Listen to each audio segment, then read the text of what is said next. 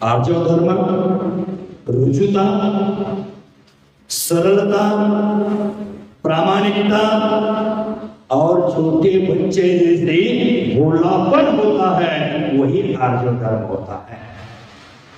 मानसिक बीमारी से ऊपर उठने वाला, मानसिक बीमारियों से ऊपर उठाने वाला आर्जव धर्म होता है। आर्जव धर्म में असीम आनंद है और असीम आनंद में स्नान करने वाला आर्जव धर्म है। स्वयं के अस्तित्व की बोध कराने वाला आर्जव धर्म है। माया के बादलों के पीछे जो सत्य का सूर्य छुपा हुआ है, उसको त्रियोग की मन वचन काय की चंचलता को रोक करके, बादलों को हटा करके अपने सत्य रूपी सूर्य को उद्घाटित करने में जो हमारा सहायक है, वही आर्जव धर्म है।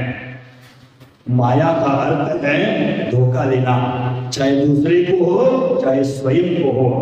दूसरे को धोखा देना हमारी फितरत बनी है, लेकिन हमारी शक्ति होते हुए भी धर्म नहीं करना, शक्ति होते हुए भी तपस्या नहीं करना, अनुकूलता होते हुए भी तब का मार्ग नहीं निकलना, ये स्वयं के साथ किया हुआ धोखा है। दूसरों को तो धोखा दे रहे हैं, स्वयं को धोखा मत देना। आप इतने धोखेबाज मत बनना कि धोखा भी आपसे शर्मा जाए। भव्य बंधु, जो नहीं है उसको है के रूप में प्रदर्शित करना, ये भी मायाचारी है। जीवन के साथ धोखा करना, स्वयं रीता रहना और दूसरे को धर्म का उपदेश देना, धर्म प्रवचन ठोकना, मुंह में रान और बगल में छुरी की भावना रखना, ये सब मायाचारी के श्रेणी में आता है। जिनका मन, जिनका वचन, जिनका शरीर श्रेष्ठ कार्य में नहीं लगता, उनके जीवन में आर्जव धर्म का आगमन अधिकार में नहीं हो सकता।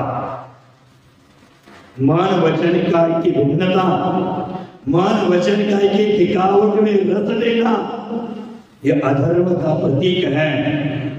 महावीर भगवान कहते हैं कि दिखावट में गिरावट है और सत्य की सजावट बाहर नहीं है।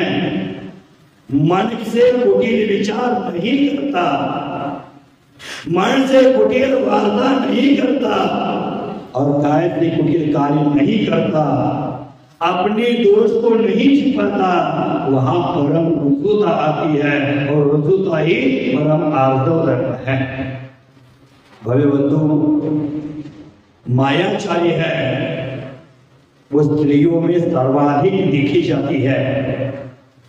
प्रवचन सार में आचार्य कुंद स्वामी जी ने एक शंका का समाधान दिया है। उसमें कहा है, भगवान का बैठना, उठना, उनका उपदेश सुनाना, चलना फिरना, ये सब कैसे होता है? तो उन्होंने बताया, मायाचार वैखीनम, स्त्रियों में मायाचार स्वभाव का होता है। उसी प्रकार तीर्थंकरों के सभी क्रियाएं स्वभावता होती है। देखो, कीर्तनकर के स्वभावता क्रिया होती है, उसका उदाहरण स्त्री के मायाचार से देना पड़ा। जिस प्रकार आर्यंत की स्वाभाविक क्रिया होती है, उसी प्रकार स्त्रियों में भी स्वाभाविक मायाचार होता है। जिस प्रकार आर्य का मुख नहीं होता, मात्र दांत होते हैं। अरे किसको कहते हैं? करोत होती है ना, काष्ठ को काटने की करोत क्या बोलते हैं? आरी बोलते ना। जैसे आरी में मुख नहीं होता, मात्र दांत होते हैं, वो लकड़ी को काटती रहती है। उसी प्रकार स्त्रियां मुख से कुछ नहीं बोलती, लेकिन भीतर में जो कुटिलता की प्रक्रिया है, उस कुटिलता की प्रक्रिया से सब काट देती है। जैसे जोग होता है, जोग का मुख दिखता है लेकिन उसके दांत नहीं दिखते, लेकिन वह जिसके नीचे पड़ जाता है उसका पूरा खून चूस लेता है। जिस प्रकार सर्प है, सर्प के पैर दिखते नहीं, लेकिन वह शीघ्रता से लंबी दूरी को तय कर लेता है, उसी प्रकार स्त्रियों की माया के जो हाव भाव है वो दिखती नहीं, लेकिन वो अपनी माया से पूरे कार्य गुजरती है और सुबह कार्य कर गुजरती है। इस तीव्र कुटिलता के कारण स्त्रियां है वो स्वयं परमात्मा पद को उपलब्ध नहीं होती। जब तक स्त्री पर्याय है तब तक स्त्री पर्याय का छेद करके पुरुष बनेगी तो स्वयं परमात्मा बढ़ सकती है। जिस प्रकार हमारा जो मायाचार है छुपे छुपता नहीं है। कोई व्यक्ति है रुई की ढेर में अंगार छुपा कर रखने की कल्पना करेगा तो वह नियम से प्रकट होगा ही। उसी प्रकार मायाचार जितना ही छिपाने का प्रयास करो वो नियम से प्रकट होता ही है। रावण हो, कालनेमी हो, मृदुमती हो, साधु पर्याय धारण करके छल किया और दुर्गति के पात्र बने। हम व्रतादि करते, धर्म ध्यान करते, स्वाध्याय करते, गुरुओं के अगल बगल में घूमते हैं और अंतरंग में छल कपट करोगे तो हमें भी दुर्गति का टिकट कटाना पड़ेगा। दुर्गति से बचना है तो अंदर बाहर एक हो जाओ। कपटाचार का रहित जीवन जीवो, रुजुता का जीवन जीवो, आर्जव का जीवन जीवो, सरलता के भाव अपनाओ। भोले बंधु, माया क्षय करने वाला जीव ढोंग में ज्यादा जीता है और आर्जव धर्म में जीने वाला जीव ढंग का जीवन ज्यादा जीता है।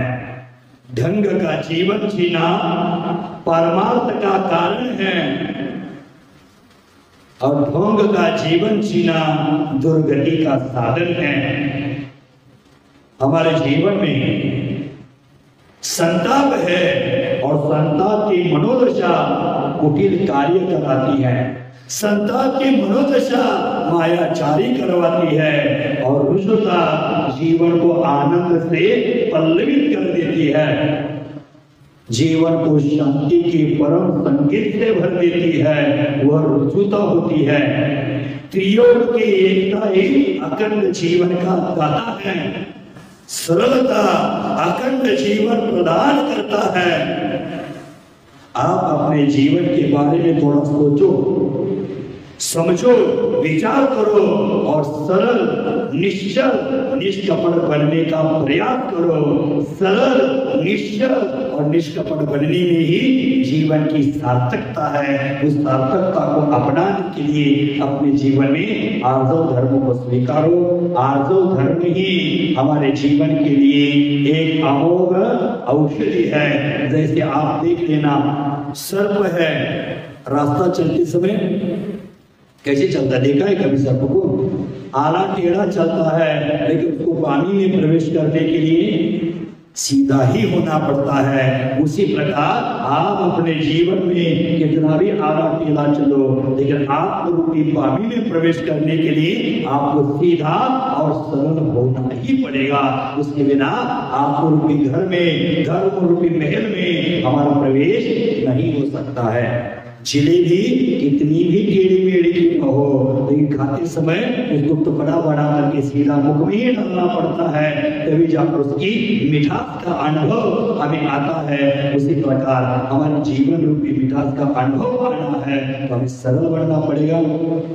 जितना सरल आप दिखती हो उतनी सरल तो है नहीं।